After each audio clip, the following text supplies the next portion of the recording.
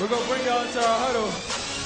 Today's Monday, November 18th, 2013, and you are in the Warriors Huddle with me, Bram, and with me, as always, my boy and producer, Scott. Scott here. How you doing today, Scotty? Doing good, feeling good after a nice week of a couple victories. Absolutely right.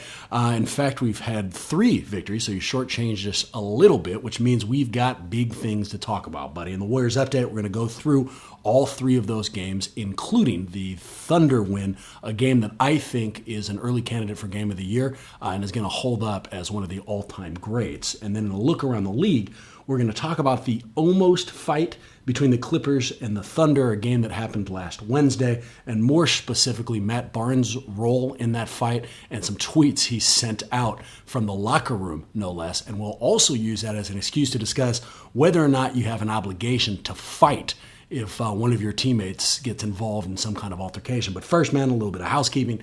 Let's get our Uber stuff out of the way. They are our sponsor. You know my position.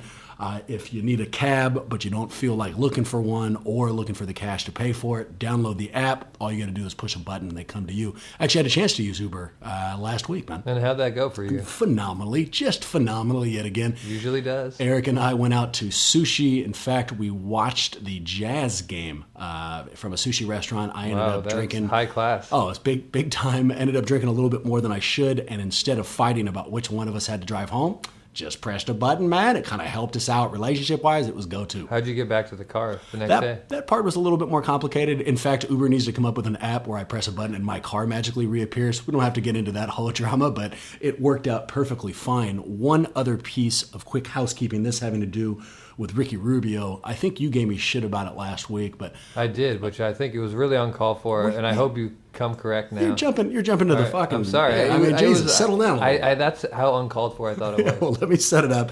Last week, I'm sure we all remember that Ricky Rubio unnecessarily went for the ball against Steph in the Warriors' win over Minnesota, landed on his knee and ultimately hurt him. I reacted to that, by not only taking some nasty shots at Ricky Rubio's beard, face, hair, and game, but also said that I wish that he'd get hurt in the immediate future. You took it hard. You weren't the only one. A lot of people wrote in being a little bit upset that I would say something like that. The best take came from Fluzio, F-L-U-Z-I-O, awesome name, in New York, who wrote, quote, "Injuries are not jokes. You goat brain. Show some respect." I completely agree with Fluzio. You agree with the goat brain take?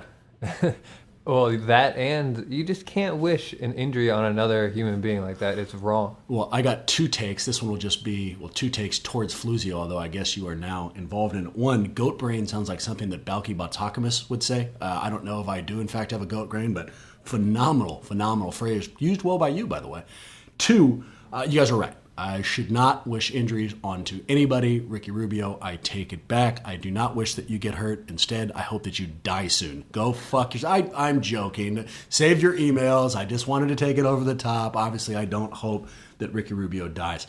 You got any other housekeeping before we jump in? One thing we didn't mention last week was Tony Douglas's injury. He played a great game against the Spurs and apparently played too much because the fallout from that was a left leg injury where he had a stress reaction in his left tibia. So he's out for 2 weeks, and we're seeing in his absence a real,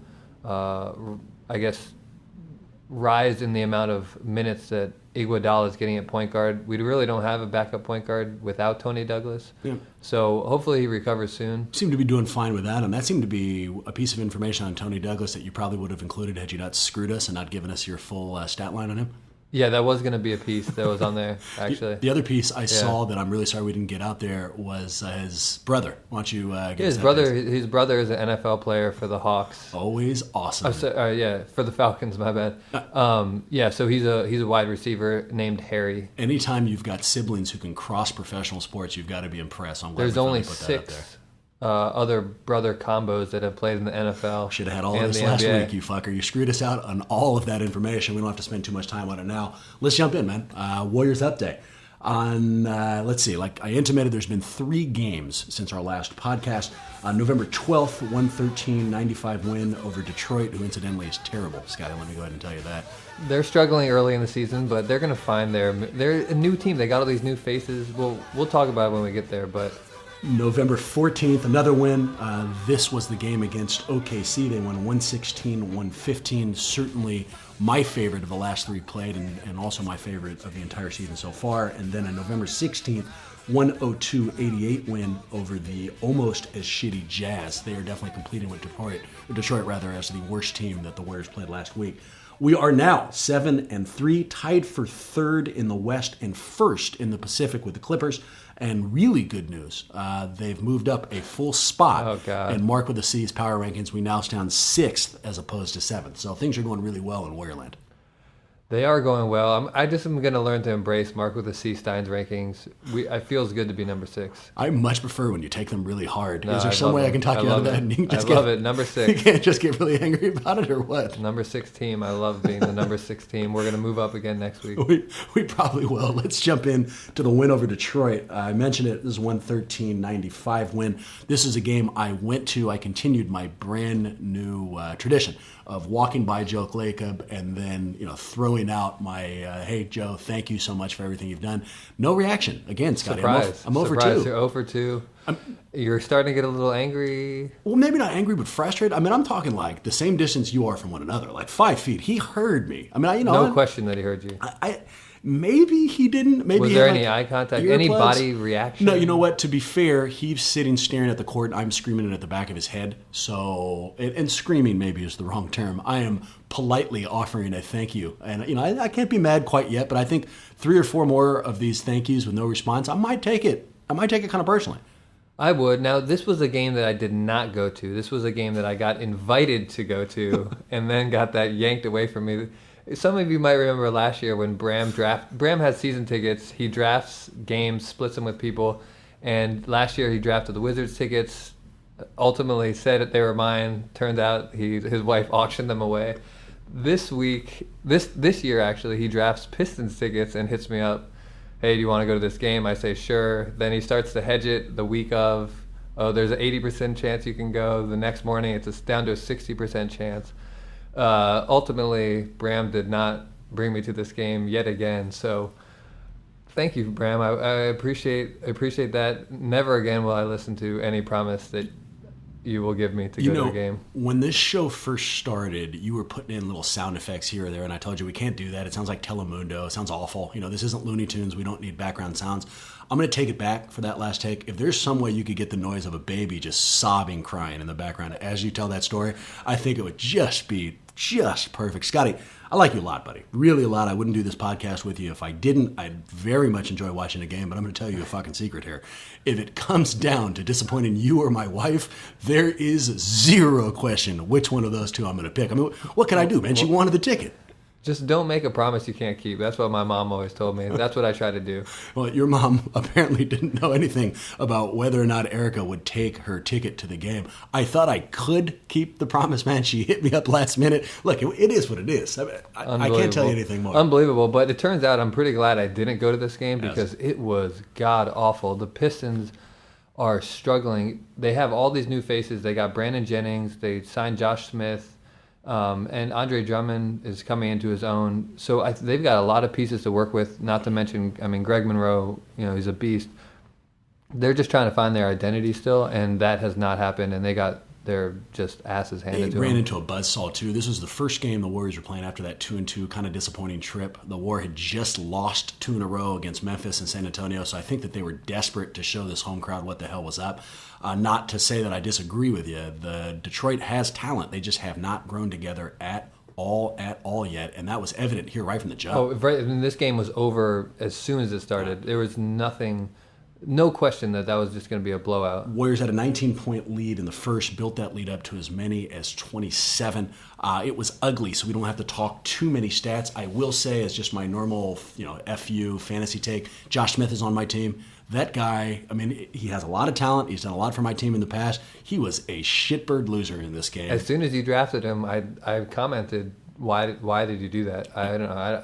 I don't think he really is the fantasy player he once was. I had those thoughts in my head throughout the entire game. Like, wow, Scott told me not to, and then I had to just completely cloud those out because it made me feel guilty about shithousing you. I didn't think about you at all, buddy. Don't worry about that. I think that Josh Smith played so bad he ultimately got benched during the game, which says a lot for a guy who was your major free agent signing. Well, is there no longer a rule on hanging on the rim as long as you want? Because I've never seen so many dunks where people just hung on the rim for seconds at a time. In my world, that used to be an automatic technical, and now guys are doing it, especially in this Detroit game, like every time they dunk. What world are you talking about when you say in my world? And secondly, I think you may have been looking at this a little bit butthurt. I mean, I, from the other side, at no point thought, why are these guys hanging on the rim? Were you sitting around with like a stop clock, waiting to see how long each person went on the rim? I have no idea what butthurt means. I think you can figure it out. But I really, I was just surprised to see the refs don't care about people hanging on the rim anymore. Just an observation. It means that you were so upset by the ass kicking the Warriors were giving your team, you started timing how long people were hanging on the rim and came up with a take about how that was no longer viable and how it shouldn't be happening in any world outside of your own. We're focusing perhaps on the wrong portions. Let me give you a couple takes on the Warriors. Steph looked dominant. Klay looked almost as good. Steph ended up with 25, 7 to 10 shooting from the floor, 8 assists, and had this really impressive spin move about 3/4 of the way past the third. I won't break it down, but I was really impressed by it. Secondly, as I mentioned, Klay wasn't murderous, but was consistent. Went for 14 on 6 and 9 and just showed that anytime the Warriors need him to show up, as long as it's not after a big performance, he will be there for them. Yeah, I think Klay's becoming really comfortable in that role of being the Curry's right-hand man. So Curry's drawing so much attention, and Klay is always at the ready to step up and knock down a big shot when it's needed. I always like the phrase "at the ready." Not as much as I like "butthurt," but I do in fact like that phrase. This wasn't an impressive one, but it was an important win. And in fact, without having to hear it from me, let's listen to Coach Jackson summarize the win perfectly. But we understand how you put yourself in position in this league. The teams that you're supposed to beat. When you're at home, handle your business. That's pretty much exactly what they did here. This was the team they were supposed to beat. They were at home. They handled business and took them down. Two quick last thoughts. One, turns out overpaying Jennings and Josh Smith earned Detroit a really impressive ass-kicking at Oracle, so I wanted to congratulate you on that. Two, I don't know what you're going to do with this, but Kyle Singler, he's been playing for you guys a little bit. He has. He looks like he's a member of the Hitler Youth. I think that he and Steve Nash form a very exclusive "my haircut makes me look like I hate Jews" club. I'm not sure what's going on with that, but they might want to change that look. Well, he's a Duke guy, which automatically engenders just a lot of hatred. You know, no one likes rooting for a Duke player, so it's hard to have them on your team. Yeah, well, especially if he decides to opt with a Hitler haircut. Yeah, I don't know what a Hitler haircut is, but I will say that give Detroit some time. They're going to end up making the playoffs. I'm going to do you a favor here. Google Kyle Singler, and you'll see exactly what a Hitler haircut looks like. Okay. Let's move over to the OKC win, because this is the one actually I want to spend our time on. This was a 116-115 win at home. Just an absolutely great game. In fact, came down to pretty much 2 game-clinching shots at the end. And even more importantly, perhaps, this was the Warriors' first signature win. They've been beating who they've been supposed to beat. They've been losing to the teams they were supposed to lose to. So this one was pretty damn important. This was one of the most fun games I've watched in a really long time. It had playoff basketball written all over it. Felt like it too. The crowd was all fired up. The crowd was so fired up, and people were hitting big shot after big shot. I mean, from the beginning of the game, there's nothing like watching both teams firing on all right. Cylinders go.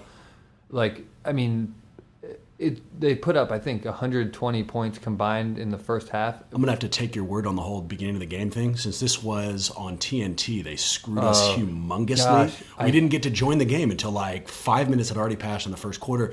I understand that you got to put it on national TV. I appreciate it. I like the national audience watching us, especially in a game like this. But if there's any chance that first game goes over, which it always does, every time, they need to let the local fucking channel keep it. Yeah, I mean, like that way I can at least watch the first 5 minutes. It's ridiculous if they stole some of this. It really is unacceptable. They need to figure that out. This is not a surprise. This happens every single time TNT has a back-to-back. No, it's absolutely unacceptable. Figure out how to fix it. Right, but somebody. But yeah, so like I said, I mean, it's always a pleasure to see teams like making shots and scoring, Yep. and not just have it be some ugly defensive battle. And this was just like an old-fashioned shootout. They came after each other. It really lived up to the billing. A few things for me. One, even though Steph disappeared down the stretch a little bit, following about halfway through the third quarter, I don't think he scored again. Those first 3 quarters illustrated just how much of a superstar he's become. He pretty much went toe-to-toe with Durant all the way through. Now that he can finish around the rim, and he can, he's got all those kind of high lobs off the backboard and very pretty finger rolls. Steph's coming close to unstoppable when his jumper's actually hitting, and we saw that in spades over this, or rather over in that OKC game. 2, and this kind of fits in with what the hell you were just saying, the Warriors came out hot, crazy fucking hot. I don't know if I've ever seen a team hit that many three-pointers early on. They went 14 of 23 on three-pointers, and one of my favorite parts about the game is that it obviously frustrated Durant. Here's Durant after the game. How did you like the way you guys defended the three-pointer tonight? Is that you trying to be sarcastic? They made 14 out of 23 threes. I just got to be better, Just got to be better. No excuses, man. I got to make shots. I got to put pressure on the rim. When the defense gets to the free throw line, I just have to be better. Well, I can understand Durant's frustration because that was a three-point just shooting that I have never seen. I mean, Barrage. That's what I was looking for. You Thank want to you. do that sentence again? Yeah, you got my back. But what I love about Durant is he plays so hard and always wants to win. And I think another perfect example of that, aside from that quote right there, is if you notice after the game, Iguodala hits the shot, everyone's celebrating, everyone's going nuts, and TNT cuts to a clip of Durant looking up at the scoreboard. It was so clearly. Iguodala released the shot so clearly in time. Like, there's no question whether or not it went in before the buzzer. But there's that piece of Durant that is looking up at the screen, just like, I'm going to double check that. I'm going to stick around here until the officials, have double checked it. There's exactly zero chance of me winning the game. I'm going to stand out here and be a competitor. You're absolutely right. You could see it in his frustration throughout the game. He actually wasn't playing that well. He wasn't playing that poorly either. He just shot wasn't falling, and Westbrook had it going, so he was kind of taking a back seat. But by the fourth, the guy was incredulous. Impressed by that word, by the way? That was good. Yeah, that's pretty big time. But he was throwing tantrums left and right. He actually picked up 5 fouls towards the end, and the refs were letting him get away with probably more than they needed to as far as tantrums go because they didn't want to foul out one of the league's best players.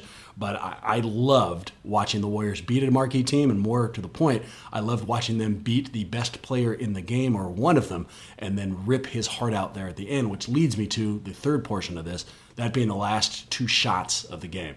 Warriors look good the whole game, but Thunder, they let a 14-point lead slip away. They came firing back. I'm sure everyone out there watched it, but just in case, Warriors were in fact up 14 points in the fourth quarter. They let the Thunder come firing back all the way to the point that with 2.9 seconds left, Westbrook takes this like 35-foot three-pointer. He was at the hash mark. It seemed like he was from the half line, buries it, and actually puts the Thunder up 1 with only, 2.3, I think I said. The play where Westbrook hit that 3, that was a broken play. I mean, Durant is fumbling around with the ball, and as a spectator, you're thinking, this is great. They're not running the play that they thought they were going to run. Everything's broken, and then all of a sudden Westbrook hits that dagger. Westbrook's got such an ugly release, too. It's terrible. I never believe in his jump shot. He shoots like Hardaway. He shoots two-handed, and because of that, it comes off with kind of a weird spin. It almost looks like he's taking the ball out on a soccer sideline when he shoots it, but shit, it went in. Yeah. And they celebrated in a way that was almost inappropriate. Yeah, I mean, Westbrook is just, you can see him screaming, it's over. It's over. And Westbrook did that stupid little holster, the three-point thing in his imaginary holstered guns. I've always hated that celebration, but when it happened, it felt nasty. It felt dark. I thought for sure that we were screwed. I have not been that frustrated in a long time, but apparently I wasn't the only one frustrated. So the Thunder hit that last shot. The Warriors called timeout. Jackson called that huddle dark. He said everyone was looking pretty depressed, as if they'd had the soul sucked right out of them. He calls a play up for Iguodala. They inbound it to him down on the right baseline, I guess. and he's able to hit a turnaround shot when he called the Kobe, something that he's practiced a bunch of times, and the ball fell through the net with no time left, and the Warriors had secured one of the best comeback wins I have ever watched. I watched this one on my own, was not drinking heavily, but drinking in the back of the house, and I celebrated like I hit that fucking shot. It was awesome. Before we get too far away from it, let me give you this quote from Iguodala, who will take us through the last shot at the end of the game. You know, you hear, you know, and the athlete has a million things going through his mind every 10th of a second, and those are the moments when your mind is just racing. And when Clay threw the pass, I was thinking I can get to the basket. But as soon as the ball hit my hands, my feet were set just to, you know, catch and turn around and shoot. And it's something I worked on a lot throughout my career. And, you know, just the situation was there, and everything just worked out. 10 years in the league, it still has to be a lot of fun to have the arena erupt like that after a game-winning shot. Yeah, that was great to see. You know, they were with us the whole night, and it's kind of like, you know, they didn't leave when Russ hit that shot. You know, they were still in it. You know, it got quiet for a second, but, you know, it seemed like they still believed in us, and they stuck with us through the whole things, and they're a great crowd. You know, I love hearing another superstar gush about the Oracle crowd, man. He wasn't way over the top, but I don't get the feeling that Iguodala is an over-the-top kind of guy, and he still gave us the compliments that we deserve. Yeah, he's not a guy who's going to have a huge reaction. I mean, he hit that insane shot. It sounds like this was just a normal day at the office for him. It doesn't even sound like he got any type of adrenaline rush. He sounds somewhat exhausted. I mean, kind of deflated, almost like they lost. I think I read somewhere that he is a part of an exclusive group who has now hit 4 game winners over the last 4 years, so this is kind of commonplace for him. Turns out we are not the only people who is impressed by Iguodala. Here's Curry on Iguodala's impact. You know, Dre came up, stepped up big for us. What is it like to be, you know, to have a team where you and Clay can be out of a play and you still feel like you got a good shot? That's why we're so deep in town. That's why Dre was such a big acquisition for us, because he has the history of making big shots and playing well in, you know, late in games and down the stretch. So he showed that tonight and showed why, you know, he was so important to, you know, our future, where we're trying to go. It's huge for us. Let me ask you a random question, because I was worried about this throughout the entire weekend. So we mentioned it already. The Warriors are up 14 points. I'm feeling, you know, crazy excited. I feel like I'm watching this super contending team, and I fire off a series of like really optimistic tweets. The most optimistic of which was, when the Warriors are playing like this, they aren't just good, they're the most enjoyable team to watch in sports. I felt like the second I pressed tweet, the lead started eroding. I mean, like, legitimately. I pressed tweet, and the shit just started falling apart, led all the way down to when the Warriors were losing, and I felt like I was personally responsible for the loss, throwing out these positive takes before the game was over. Here's my question for you. Do you believe in the jinx? I am the number one believer in the jinx. For sure? I mean, for sure. The power of the jinx is unstoppable, and I don't believe that people can jinx stuff necessarily on purpose. The reason why you jinx that is because you honestly believed at that moment that you sent that was correct. You weren't trying to get the Warriors to start losing, or I can't just say like, oh, the Jazz are definitely going to win tonight. You mean like the reverse jinx? Like you can't force it, and if it's not genuine. Yeah, it has to be really genuine. You have to believe it. Now, but I do think that if you do genuinely believe it, people can also hit you with the reverse jinx. They acknowledge the jinx that you're doing, and that can cancel it off.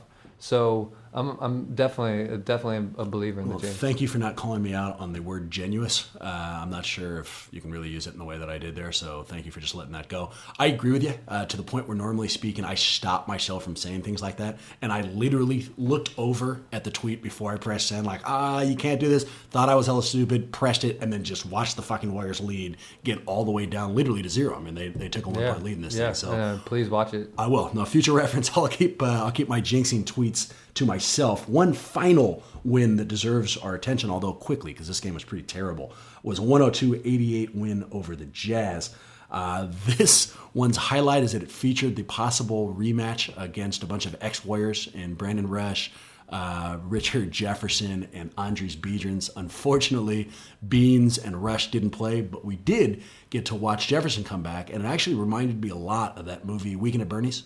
Somehow they reanimated this guy's corpse, and he put up 12 points against us, so he didn't look terrible. It was fun knowing that you were playing a team that had those three people on it. I mean, I don't feel that way necessarily with Rush, but I hated Jefferson, I hated Biedrins, and it's really happy to see them in a different uniform.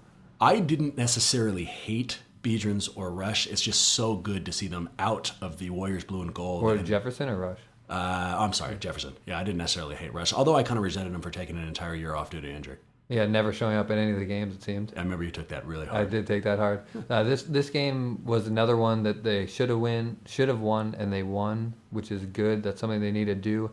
I think the bench is getting a lot of opportunity to get some legitimate minutes, especially in that Pistons game and this game. Well, that was a problem, and that's probably the real storyline in this game, is that in about 11 minutes and 46 seconds into the fourth quarter, our backup center, Jermaine O'Neal, went down immediately. He's since been diagnosed with a bruised right knee and a right hamstring injury. He's going to be out a couple of weeks. Strange way he went down, too. It was non-contact, unless there was a sniper in the audience. We're not really sure where the hell that came from. I will point out that the two people we did extra segments on are now out with injuries, so perhaps we should stop doing specific Warrior player segments. That's a great point. The power of the jinx. The power of the jinx. You're seeing it right here on the Huddle. We should finish that out. They're going to sign Dedemon, the guy, the 7-footer they had in the camp. He's now coming up from the D League and will be joining the team in tonight's game. Were you surprised that this was Bogut's first double-double of the season? Yes. In fact, I don't even know that I knew that. I am surprised at that. Why? I don't think he's been playing that poorly, I guess. But yeah, he hasn't been putting up points. You and I talked about this off air. We can do it quickly here. Don't you remember Bogut being an offensive power at Milwaukee? I do remember he was. What the hell happened to that? It's bizarre. Is it because we don't need it? I think that's part of it, definitely. I do think that's part of it. And I think that it's probably, that's actually probably the largest part of it, is that a lot of times our offense isn't more involved in, it's not involved in hammering it down low. He seems a little out of sync. I mean, it's probable because they don't need him at all, and the offense is going outside in, and maybe that's not what he's used to. And we have seen his impact with passing the ball. He's actually hit a number of streakers backdoor, so he's been involved. He's just not actually putting the ball in the hole. Random aside there, I think you can make an argument that the Warriors are the best passing team by position in the NBA. From 1 through 5, all of their starters have an uncanny ability to hit a man in stride, and I think that's one of the reasons we are not only seeing the success you're seeing, but why these games are so fucking entertaining on a nightly basis. I'd say two things to that. One, I think they probably are the best one-handed passing team as well. They throw so many one-handed passes. I hate those passes, but and it leads to my second point, which is I think it's the reason why they have so many turnovers this year is because they are passing the ball more. So even though the turnovers are high, I can live with it because I think the unselfish play will ultimately pay off. And they'll come together. This is a team that's learning how to really play with one another with the addition of Iguodala. Hopefully those turnovers will start going down. The Jazz game is exactly what Coach Jackson said about the Detroit game and what you just said here. It was a home game against a bad team. It may seem like very little, but this is how the good teams remain good. They beat the ones they needed to, and the Warriors did exactly that here. All right, look around the league, baby. Been kind of looking forward to this one, at least talking to you about it. Last Wednesday, the Clippers played OKC in Los Angeles pretty late into the second, about 6.2 seconds left. Blake and Serge Ibaka get all tangled up. Ibaka got his hand stuck underneath Blake's right arm, and Blake, instead of just letting him have his arm back, kind of trapped his hand in his armpit there, which was kind of a weird move. Ibaka didn't enjoy feeling the inside of Blake's armpit, so he starts talking hella shit. He pushes Blake, and then out of left field, Matt Barnes, our old friend, former Warrior, and current Thug, comes in, pushes Ibaka super hard, and starts talking big shit, making it very clear that he's willing to fight Ibaka. Other people come in, but nobody gets physical. No one else is pushing anybody else. They're just talking back and forth. And Barnes' aggression and obvious willingness to fight gets him thrown out the game. So he gets ejected right then, goes back in to the locker room, and right before halftime fires off a tweet. Here's a tweet. Quote, "I love my teammates like family, but I'm done standing up for these." And then he drops a word that rhymes with triggers. "All this shit does is cost me money." So basically he was super fired up that nobody stood up and fought for him while he was going back and forth with the clip. Do you see any of this stuff? Yeah, and I understand why Serge Ibaka was frustrated with being in Blake's armpit, because that is probably one of the worst places in the world to have your hand. Kind of a weird thing too. It is very weird. Awkward, and like Blake started walking away, and he's got his hand in his armpit, so he had to kind of follow him. I can see some of the frustration. I could see that. I don't think Matt Barnes, this was a situation that he needed to get involved in. Like, it really wasn't that big a deal that he needed to insert himself and not let Blake handle his own. I kind of liked a little bit how angry he got, because you hear that the Clippers don't have that type of heart, that Blake is the perfect example of that while Chris Paul might be a hard ass, Blake is a little bit soft and doesn't necessarily stand up for himself. Here's my questions for you, 2 of them. 1, ever a good idea to tweet during a game? Never. Never a good idea. That talk about being in the heat of the moment. Yeah. And that's exactly what that was. He must have fired one off super quick, because like I said, there's only 6 seconds left in the half. He gets in the locker room and fires off this tweet before anybody can get in there. How about he grabs his son? I didn't see. He grabs his son out the stands and brings his son back to the locker room and then tweets that like right in front of your son. If you're going to drop a super angry tweet from the inside of a locker room, you probably need your son there. So I can understand exactly why he would do that. I'm with you. I can't see any possible upside of dropping tweets. What a nightmare, incidentally, for professional franchises. The idea, the concept of Twitter, that like now you can't run anything through your media director. You have no control. These athletes essentially have a microphone just in their pocket 24 hours a day that they can use to say whatever stupid shit they want to say at any point. Yeah, David Stern kind of dropped the ball on his Twitter policy. I would have thought that the iron hand of David Stern would have kind of shut the whole thing down back in the day. I'm sure there's a huge fine coming. And for the record, he did get fined. Yeah, there it was $25,000. And Barnes has already come out and did a couple of things. 1, deleted the tweet. 2, apologized for it, and even pointed out that, I could have pulled the move that somebody hacked my account, but I'm just going to be a real man. Who the hell would be out there hacking Matt Barnes' account? I'm not sure, but good for him, I guess, for taking responsibility. Here's the second, in my mind, more important question. As a teammate, do we ever have an obligation to fight? I'll keep it personal. Right here, Barnes got all pissed off that nobody had his back, and I can kind of understand that. We have this view of going to a game is almost like going to war, and that you got to do anything you can to do with your teammates. But from a personal perspective, Scotty, I won't fucking fight for anything. In high school, I used to pretend like I wanted to fight, but I didn't mean that at all. I've told the story here that there was a riot in one of my games, and I spent the entire time running around hoping to God nobody hit me in the face. So my personality type isn't with it. If I have a friend, let's say, or a teammate, let's say it goes beyond what we're seeing here. Somebody actually gets hit in the face during a game, one of my teammates. Do I have an obligation? Do I have to change my personality and get out there and fight? A lot depends on the context that you're in, because we're talking at the level of an NBA player where there's serious money at issue. Yep. There's serious win-losses at issue. Yep. If you get your best guy suspended, it's a huge thing. The Pacers that year of the Malice in the Palace, the Pacers were a great team. They had a good chance of going to the NBA Finals. And they screwed over everything. And they screwed over everything, all for what? Because they could defend their teammates. So the context matters. Now, if you're out on the playground, then, you also get into some scary situations there where, there's been some real violence, dudes coming back with weapons, and, you also don't know what's going to happen there. Are you just thinking about white man can't jump? I think you're just thinking about white man can't jump. Yeah. That's pretty much It's pretty much exactly. I'm going to go get my gun and come back and shoot all y'all. Yeah, I can see that scene running right through your head. Kind of like, I won't. Take away downsides. Take away money. Take away suspensions. Just from a pure idea of it. Is there a circumstance you think that you are required to fight? Don't worry about the repercussions following it. Does it count requiring to fight if you go and try to break it up?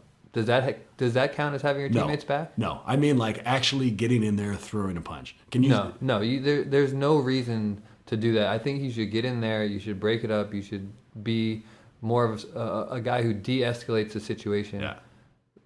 That's really how I think it should be handled. I think you're being genuine there. Nicely done. Yes, no, very genuine. Well, I'm with you, and I've already said all the reasons why, so remember you, Matt Barnes, settle the fuck down. Jesus Christ. Leave your son in the stands. Leave your phone in your gym bag. Stop trying to start fights where they're not. We don't need to hear you from halftime. Ultimately, we're talking about a game here. Even at the highest level, we're still talking about a game. There's no reason to get yourself beat up, or even if you do land a great punch on some dude, you've probably broken your hand. So ultimately, when you get home and realize you have a broken hand, it's not going to be worth it. Steven Jackson just lost all the respect he may have had for you. And this is coming from somebody who grew up on the 89 Detroit Bad Boys. That's really how I started my basketball love. So Made it seem like you were on the team there. Probably just grew up watching. no, I was on the team. On it. You were. Oh, Yep. nice for you, man. I always thought you looked like Lane Bear. Yeah. Huge fun kicking at you guys. We appreciate it each and every week. You decide to give us some of your time, and honestly, hanging out is always so much fun. Before I give you the closing stuff, let me give you a real fast quote. Daryl Cheney, the longtime announcer of the Atlanta Braves, was once asked how management could keep opponents on their toes, and he answered, raise the urinals. You can find us on Twitter at Warriors Huddle. Our email is Warriors Huddle or NBAHuddle@gmail.com. The website's letsgowarriors.com. And you can find us on iTunes, where you can give us a 5-star rating or subscribe to us. And either one, we'd really appreciate. Huge fun. See you next week. I'm down for you, so ride with me. My enemies are enemies, cause you ain't never had a friend like me. Nobody knows where we'll be. My enemies are enemies, cause you ain't never had a friend like me. How can I be blamed? Forgive me, Lord, I'm insane. In search of fame, won't hurt to change. Good.